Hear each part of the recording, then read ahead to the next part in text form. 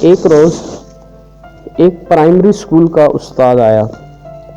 وہ چند ماہ کے بعد ملازمت سے ریٹائر ہونے والا تھا۔ اس کی 3 جوان بیٹیاں تھیں۔ رہنے کے لیے اپنا گھر نہیں تھا۔ پینشن نہایت معمولی ہوگی۔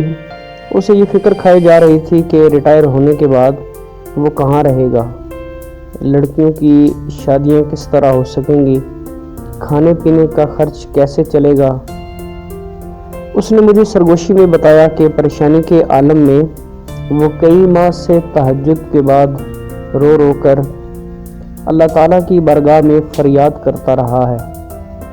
چند روز پہلے اسے خواب میں رسول پاک صلی اللہ علیہ وسلم کی زیارت ہوئی، جس میں حضور صلی اللہ علیہ وسلم نے فرمایا کہ تم جھنگ جا کر ڈپٹی کمشنر کو اپنی مشکل بیان کرو، اللہ تمہاری مدد کرے گا۔ میرے چہرے پر شک اور تذبذب کے آثار دیکھ کر رحمت الہی آبدیدہ ہو گیا اور بولا، جناب میں جھوٹ نہیں بول رہا۔ اگر جھوٹ بولتا تو اللہ کے نام پر بولتا، حضور رسول پاک صلی اللہ علیہ وسلم کے نام پر جھوٹ کیسے بول سکتا ہوں؟ میں نے حیرانی کا اظہار کیا تو اس نے فوراً کہا، آپ نے سنا نہیں کہ با خدا دیوانہ و با مصطفیٰ ہوشیار باش؟ اس زمانے میں صوبائی حکومت نے ڈپٹی کمشنروں کو یہ اختیار دے رکھا تھا کہ سرکاری بنجر زمین کے 8 مربع ایسے خواہش مندوں کو طویل میعاد پر دیے جا سکتے ہیں جو انہیں آباد کرنے کے لیے آمادہ ہوں۔ میرے حکم پر اسے جلد ہی زمین الاٹ کر دی گئی۔ تقریباً 9 برس کے بعد میں صدر ایوب کے ساتھ کراچی میں کام کر رہا تھا کہ ایوان صدر میں میرے نام ایک رجسٹرڈ خط موصول ہوا۔ یہ ماسٹر رحمت الہی کی جانب سے تھا کہ اس نے 3 بیٹیوں کی شادی کر دی ہے۔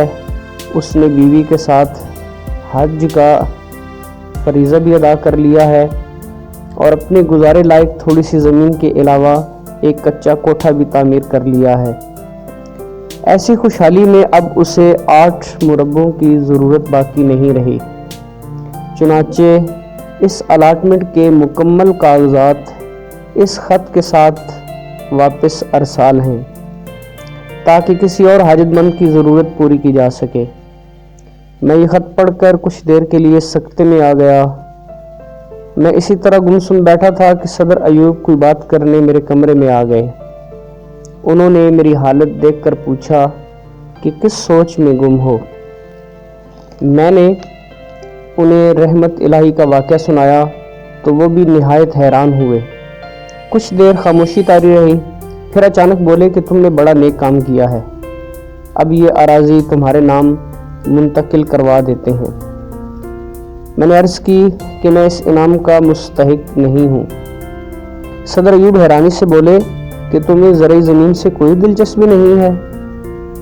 میں نے کہا کہ اخیر میں فقط 2 گز زمین ہی کام آتی ہے اور وہ کہیں نہ کہیں مل ہی جاتی ہے۔